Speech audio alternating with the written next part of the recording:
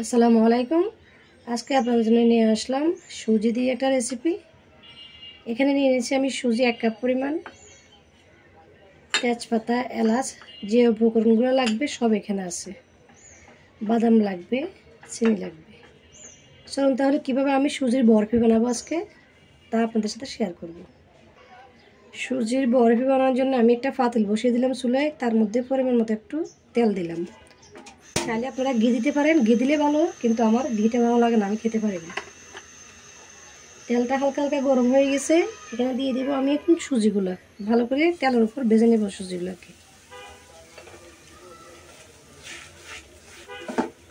সুজিগুলো এরকম ভাজা ভাজা হয়ে গেলে দিয়ে দেবো তরল দুধ, তেজপাতা, এলাচ,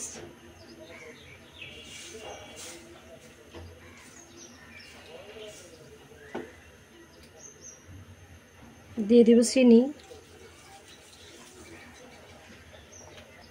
দিয়ে দিচ্ছি লবণ। সুজিগুলো ফুটে আসা পর্যন্ত অপেক্ষা করতে হবে। ফুটে গেছে, এবার আমি চুলা থেকে নামিয়ে নিব। এখান থেকে আমি তেজপাতাগুলো নিয়ে নিচ্ছি। আমি এরকম একটা প্লেট নিয়ে নিব, তার মধ্যে সামান্য একটু তেল ছিটে দিব। তেলটাকে মেখে দিলাম, সুজিগুলোকে আমি এখানে দিয়ে দিব। এইভাবে ভালো করে চেপে চেপে একটু সমান করে নিব। ঠান্ডা হওয়া পর্যন্ত অপেক্ষা করব। দেখুন একেবারে অল্প সময়ে যে বরফিটা আমি বানিয়ে রাখছিলাম এটা এখন ঠান্ডা হয়ে গেছে। এবার এভাবে কেটে নিতে হবে। তাহলে দেখুন আমি সুজির বরফিগুলোকে কেটে নিলাম এভাবে পিস পিস করে। তারপরে দিয়ে দিচ্ছি কুচি করে রাখা বাদাম।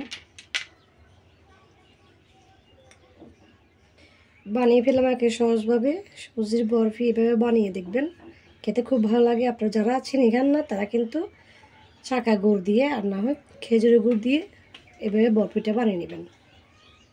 আজকের রেসিপিটা সবার কাছে ভালো লাগলে লাইক দিয়ে আমার পাশে থাকবেন। আজকের রেসিপিটা তাহলে এখানে শেষ করে বিদায় নিচ্ছি। সবাই ভালো থাকবেন। আল্লাহ হাফেজ।